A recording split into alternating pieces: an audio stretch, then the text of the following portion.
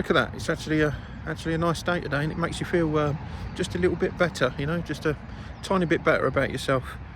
I just wanted to mention, after the session I had yesterday, the assessment regarding the therapy, I've now got to wait for a phone call next week, and they're going to hopefully give me a time of when this therapy is actually going to start. It's going to be in 2 stages, like I mentioned yesterday, but there could be a waiting list of about, was it 6 to 10 weeks.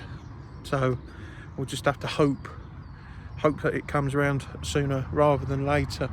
I also had a phone call from a doctor today just for a check-in, and I'm going to have a test for Lyme disease. And just the reason why, a brief explanation was, I bumped into someone the other day, was talking about my symptoms, and they told me that they had Lyme disease, and they said, have I got a rash? You know, and I'm on the bottom of my leg, but just above my ankle, I've got this rash. But I had it last year, you know, sometime back in June, I think it was, and I didn't think nothing of it. I mean, because I work outside in the grass and go for walks through the countryside at weekends, I'm often getting bitten and scratched and such like, and didn't think anything of it. But I remember seeing this rash, and just thought, you know, okay, I've been bitten, it'll go. But it stayed, and it's still there today. It's a lot fainter, but it's still there today, you know. And so anyway, I spoke to the doctor about this, and he said, yeah, let's do a blood test for Lyme disease. So who knows, maybe that's a ailment that's got me as well. Maybe that's a reason somehow for some of the high blood pressure and the symptoms that I'm having. Might be completely wrong, might be negative, but you never know. It's a test that was offered to me. I'm going to have it done regardless. So that's that.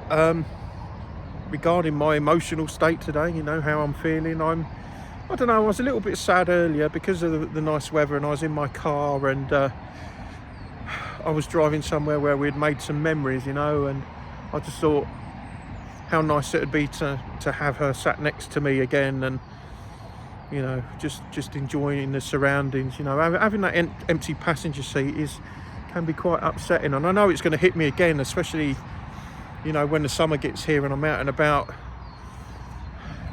exploring, if you will. You know, I think that's going to affect me, but again, I know I've got to man up and I've got to move on, but you can't help it. You know, you can't help these things. You're going to be triggered. You're going to be upset by certain things, but I'm going to keep pushing forward and hopefully work through it. But it's going to be a long process. It is. You know, I think I'm learning to be more at peace with it now. I think, you know, I don't, like, and I've said before, and I will continue to say, I don't hold any remorse, or is it remorse? Is that the right word? I don't hold any hatred towards her in the slightest. I really hope she's doing well. I mean, I'll never know now. I have no idea what's happening, but, you know, I just hope she's living her best life. You know, I really do, and I mean that. So, you know, I don't hold any hatred or grudges towards her. Sorry, I'm stumbling over my words a bit again there, aren't I? Anyway, that's it for today. I've got nothing else to report, so I'll speak to you tomorrow once the weather turns back to being crap and wet.